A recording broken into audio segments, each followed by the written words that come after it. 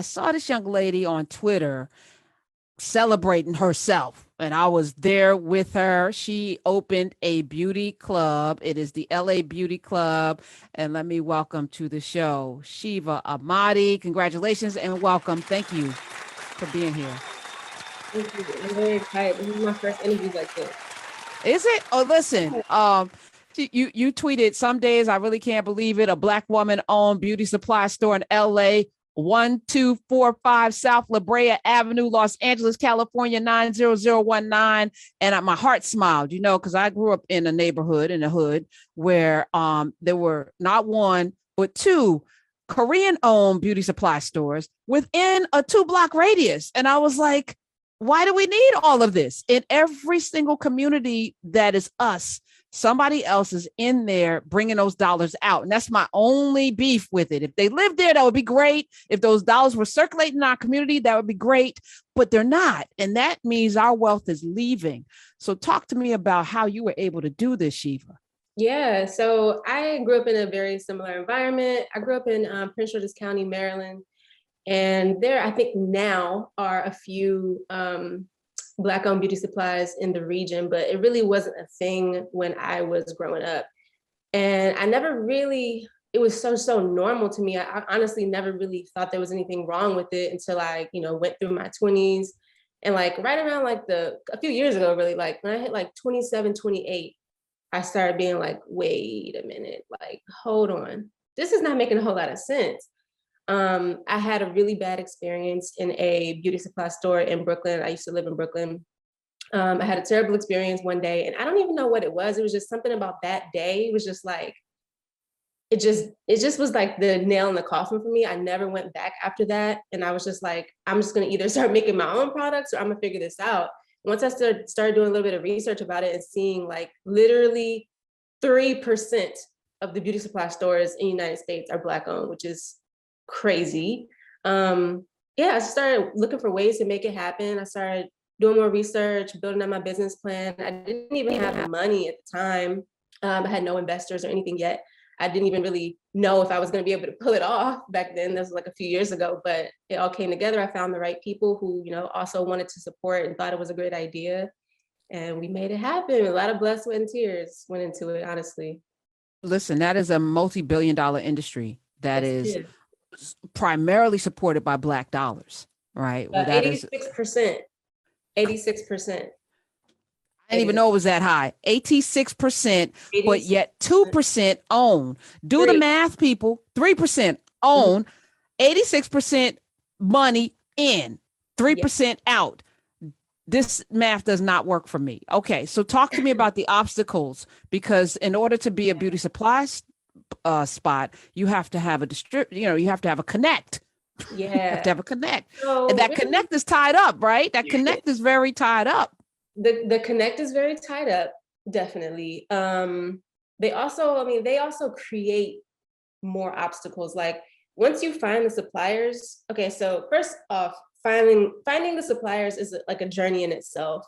Really, I just put all my resources together. I have some very intelligent friends who are just really smart and resourceful. We all just band together and basically just started doing the research.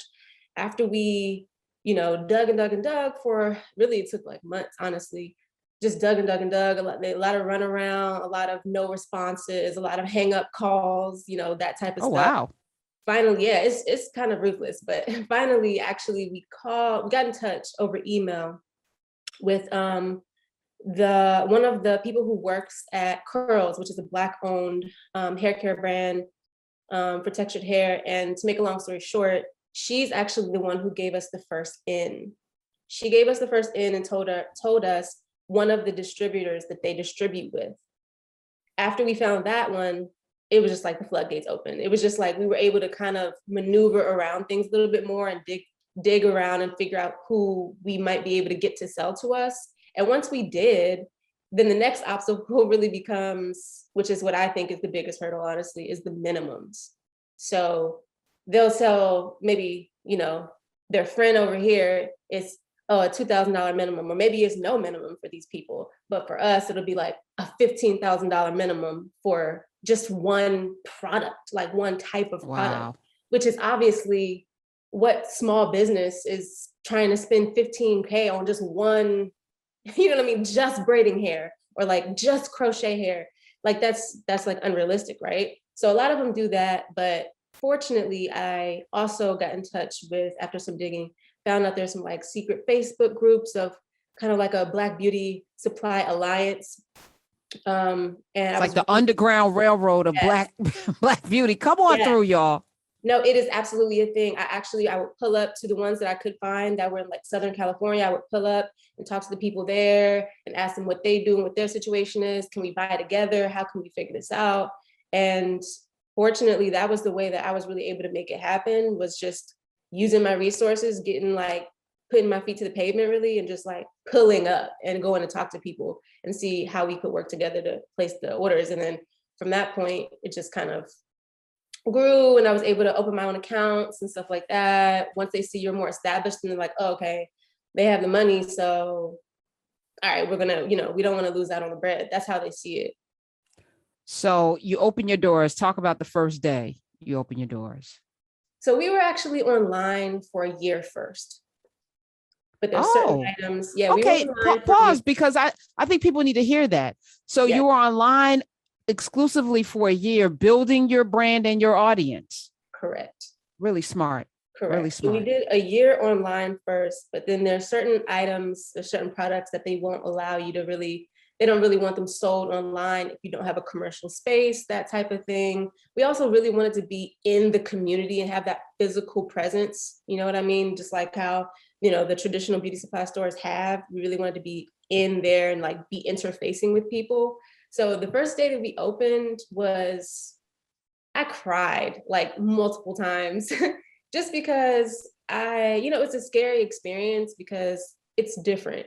Not only are we a Black-owned beauty supply, but we also have like a little bit more of an experiential twist in terms of like our aesthetic, how you're greeted, the area that we're in. There are some beauty supply stores that are relatively close by that have been there for a very long time. So we were really worried, like, is anybody gonna pull up? And then they did. And I was just like, we were packed. Like the first day that we opened, it was packed. And then Twitter just made that even like amplified even more. We actually sold out of a ton of stuff and had to like reorder a whole nother inventory in our first month. Like it was crazy. I love it.